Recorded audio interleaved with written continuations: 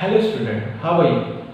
सो हम पढ़ रहे थे माइक्रो इकोनॉमिक्स का chapter number 4, elasticity of the demand. इसके मैक्सिमम थ्योरी पोर्शन को तो हमने लास्ट वीडियो पे कवर कर लिया था।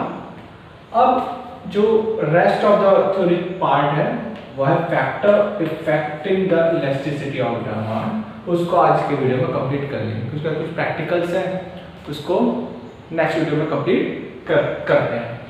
तो फैक्टर इफेक्टिंग ऑफ डिमांड का मतलब ये है इलास्टिसिटी ऑफ डिमांड की इलास्टिसिटी ऑफ डिमांड में चेंज आने का कारण क्या क्या है, ऐसे कौन सी चीजें, ऐसे कौन से फैक्टर्स हैं जो डिमांड में चेंज ला लेते हैं, और लाते हैं तो कितना चेंज लेकर आते हैं। हमने पढ़ा था कि चेंज तो आएगा डिमांड में, ये तो हमने डिमांड की थ्योरी में पढ़ा था कि चेंज आएगा, क्या क्या कारण है उसके बारे में पढ़ा था डिमांड में चेंज आएगा, लेकिन कितना चेंज आएगा वो इलास्टिसिटी ऑफ डिमांड हमको बताती है। तो इसमें भी हम वही देखेंगे कि कितने किस तरीके का चेंज कौन कौन सी फैक्टर्स में आ सकता है। तो पहला जो है नेचर ऑफ द डिमांड, कि डिमांड का नेचर क्या है, किस तरीके का डिमांड है। तो डिमांड जो होता है, नेचर ऑफ डिमांड तीन टाइप के होते हैं। पहला है नेसेसिटी, कंफर्ट और लग्जरी। तो नेसेसिटी क्या है, जरूरत की चीज है। फॉर एग्जांपल मेडिसिन, चलिए लेते हैं हम मेडिसिन। मेडिसिन ठीक है, तो मेडिसिन है ऐसी चीजों में। अगर दवाई की कीमत, कभी आप देखो कि दवाई की कीमत बढ़ गई लेकिन उसकी जरूरत है, तो क्या आप दवाई खाना बंद कर देंगे या खरीदना बंद कर देंगे? नहीं, उसकी डिमांड बनी हुई रहती है। तो ऐसे में अगर नेसेसिटी की चीजें हैं जिसकी जरूरत बनी होती है, तो उन चीजों में डिमांड जो होता है वो तो या तो इनइलास्टिक होगा या लेस इलास्टिक होगा। मतलब डिमांड में ज्यादा चेंज नहीं आएगा। ठीक है, आपको याद होगा लेस इलास्टिक और इनइलास्टिक में इक्वेशंस क्या था, एक बार याद करिए आप लोग। ठीक है, नहीं होता तो पुराना वीडियो देखिए। ओके, कंफर्ट, अगर कोई चीज ऐसी जरूरत की चीज है जो कंफर्ट देती है हम लोग को, जैसे टीवी है, सोफा है, एसी है, कूलर, पंखा, ठीक है, टीवी है, फ्रिज है, वॉशिंग मशीन, तो ये कंफर्ट की चीजें हैं। तो ये कंफर्ट की चीजों में हम क्या करते हैं कि अगर कंफर्ट की चीजों का प्राइस अचानक कम हो गया, प्राइस क्या हो गया, कम हो गया, तो हम क्या करेंगे, उसकी डिमांड बढ़ा देंगे। ये अचानक टीवी सस्ती मिल रही, मोबाइल सस्ते मिल रहे, एसी सस्ता हो गया, तो हम क्या करेंगे, तुरंत खरीद लेंगे उस चीज़ों को। भले हमारे घर में एक एसी लगा होगा तो हम सोचेंगे चलो सस्ती होगी एसी, एक और एसी ले लेते हैं, हॉल में लगा लेंगे, ठीक है, दूसरे रूम में लगा लेंगे। तो इस तरीके से हम लोग क्या करते हैं, डिमांड बढ़ा देते हैं। तो ऐसे में डिमांड क्या होता है, इलास्टिक हो जाता है, डिमांड इलास्टिक का जाता है। ओके, थर्ड है लग्जरी चीजें। तो लग्जरी चीजें क्या होती है, बहुत जो महंगी होती है चीजें, जैसे कि महंगी कार, आईफोन, वन प्लस, ऐसी चीजें जो कीमत बहुत ज़्यादा होती है, गोल्ड है, वो भी लग्जरी आइटम में आता है। तो ऐसे में क्या होता है, उसमें भी एक टेंडेंसी फॉलो होती है, अगर प्राइस कम हुआ तो हम क्या करेंगे, डिमांड बढ़ा देंगे। अचानक सोने का प्राइस कम हो गया, तुरंत सोना खरीद लेंगे, जरूरत नहीं हुआ तो भी हम सोना खरीद लेंगे, है कि नहीं।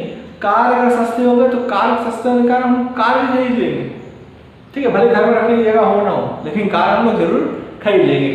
तो ऐसे में डिमांड जो होती है वो क्या होती है, हाईली इलास्टिक हो जाती है। डिमांड कैसी होती है, हाईली इलास्टिक हो जाती है।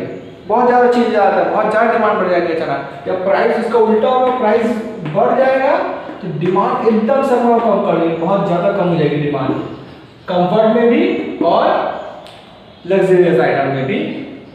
ये रूल फॉलो होता है इलास्टिक और हाई इलास्टिक का। ठीक है, सेकंड जो है वो है अवेलेबिलिटी ऑफ सब्स्टिट्यूट। सब्स्टिट्यूट का अवेलेबल होना, तो इसमें दो चीज आती है, या तो सब्स्टिट्यूट अवेलेबल होंगे, ठीक है, अगर यस है, बाय चांस सब्स्टिट्यूट अवेलेबल है, ठीक है, यस अवेलेबल, ठीक है, अगर सब्स्टिट्यूट अवेलेबल है, ठीक है, हमारे पास दो सब्स्टिट्यूट हमने याद किया, आपको याद होगा टी एंड कॉफी, ठीक है। तो टी के प्राइस में अगर बढ़ती है तो हम क्या करते हैं, कॉफी की डिमांड बढ़ा देते हैं। टी की प्राइस बढ़ेगी तो कॉफी की डिमांड बढ़ जाएगी। तो अगर ऐसा होता है, ठीक है, तो अगर यस होता है तो ऐसे में क्या होगा, डिमांड कैसी होगी, यहाँ पे इलास्टिक होगी। क्या होगी, इलास्टिक डिमांड होगी, क्योंकि एक प्रोडक्ट के प्राइस बढ़ने पर दूसरे की डिमांड बढ़ रही है, तो इलास्टिसिटी आ जाती है। बाय चांस कोई सब्स्टिट्यूट ही नहीं है हमारे पास, एकमात्र यही कि नो सब्स्टिट्यूट ही नहीं है, कोई एकमात्र ही प्रोडक्ट है, ऐसा तो ऐसे रियल जो प्रैक्टिकल लाइफ है उसमें एग्जिस्ट नहीं करता। हमेशा किसी न किसी चीज़ का सब्स्टिट्यूट होता है। रेडमी है तो उसका रियलमी होगा, सब्स्टिट्यूट है हमारे पास अवेलेबल। ओके, सैमसंग है तो वीवो है, ओप्पो, हमारे पास बहुत सारे सब्स्टिट्यूट होते हैं। तो बाय चांस आप मान लीजिए कि एक ही सेल फोन है, फॉर एग्जाम्पल हमारे पास एक ही सेल फोन है, आईफोन ही है हमारे पास, तो ऐसे में हम क्या करेंगे, उसकी डिमांड कैसे होगी, उसकी डिमांड इनइलास्टिक होगी या लेस इलास्टिक होगी। क्या होगी? लेस या इनइलास्टिक होगी, क्योंकि हम चेंज नहीं कर सकते। आपको जो लेना ही है, जरूरत है तो हम लेंगे ही लेंगे चीजों। क्लियर है? तो अवेलेबिलिटी ऑफ सब्स्टिट्यूट दो टाइप के हो सकते हैं। अगर अवेलेबल हो गया सब्स्टिट्यूट तो डिमांड इलास्टिक होगी, अगर सब्स्टिट्यूट अवेलेबल नहीं होगी तो लेस या इनइलास्टिक डिमांड होगी। क्लियर है? थर्ड है इनकम लेवल। इनकम लेवल दो टाइप के होते हैं, या तो आप लोग की इनकम हाई होगी, कंज्यूमर की बात करें, कंज्यूमर्स था, ओके, तो कंज्यूमर की इनकम अगर हाई है, बहुत ज्यादा इनकम है, तो ऐसे में क्या करेगा, प्रोडक्ट की प्राइस कितनी भी बढ़ जाए वो डिमांड की चिंता नहीं करेगा, वो उसको बनाए रखेगा, कांस्टेंट रखेगा, डिमांड क्या करेगा, कांस्टेंट रखेगा। तो अगर कांस्टेंट डिमांड है तो क्या होगा, ऐसे में डिमांड इनइलास्टिक या लेस इलास्टिक होगा। ठीक है, इनइलास्टिक या लेस इलास्टिक होगा।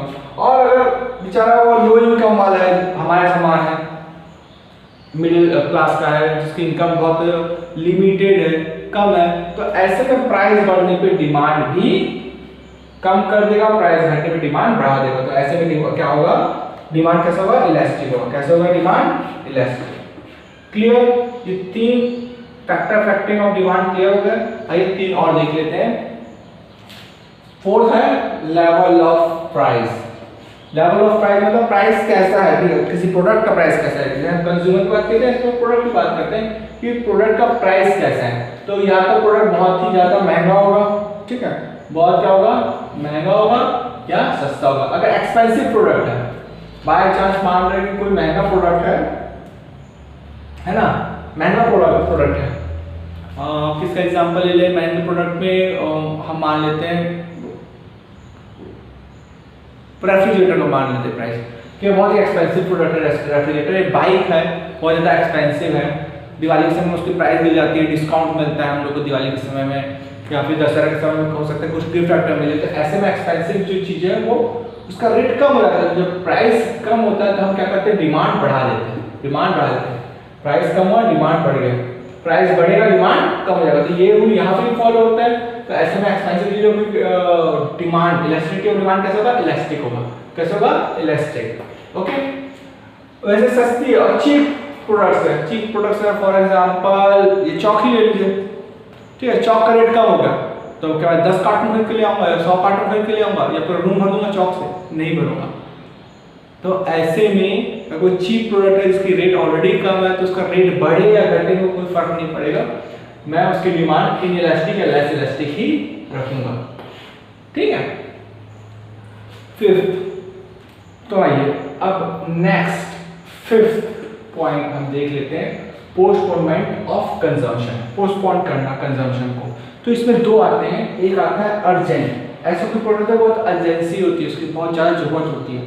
फॉर एग्जाम्पल अगर कोरोना पैंडेमिक की बात करें अभी, तो ऑक्सीजन सिलेंडर की बहुत ज़्यादा अर्जेंसी थी।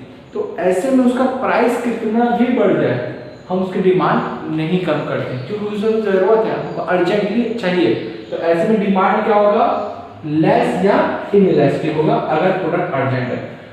सिक्स बोलो बी, पोस्टपोन किया जा सकता है प्रोडक्ट को। और किसी प्रोडक्ट को हम ऐसा चाहते हैं कि जरूरत नहीं है अभी, हम बाद में भी ले सकते हैं। फॉर एग्जाम्पल को शादी में जाना है और मुझे नए कपड़े चाहिए, मैं जाकर देखूँगा मार्केट में कपड़े बहुत ज़्यादा महंगे हैं, उसका रेट बहुत ज़्यादा है।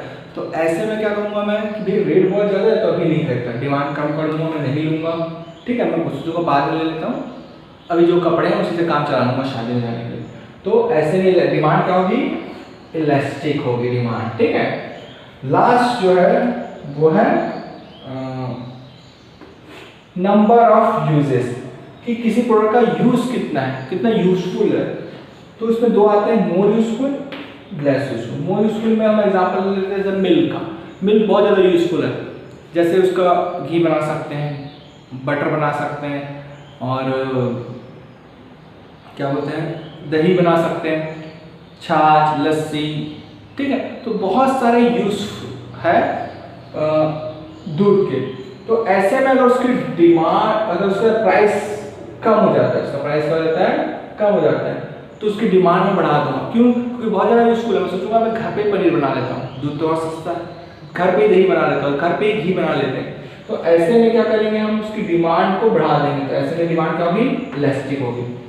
और लेस यूजफुल है, इसका यूज ही नहीं जाता, एक या दो चीजों में यूज आता है, तो उसकी डिमांड हम ज्यादा क्या करेंगे, लेस या इनइलास्टिक रखेंगे, और यूजफुलनेस जो है उसका कम है। तो ठीक है, तो होप ये आपको factor affecting of demand completely समझ में आया होगा। एक बार रिवाइज कर लेते फटाफट। पहला है नेचर ऑफ डिमांड, जिसमें नेसेसिटी, कंफर्ट और लग्जरी डिमांड तीन टाइप के आते हैं।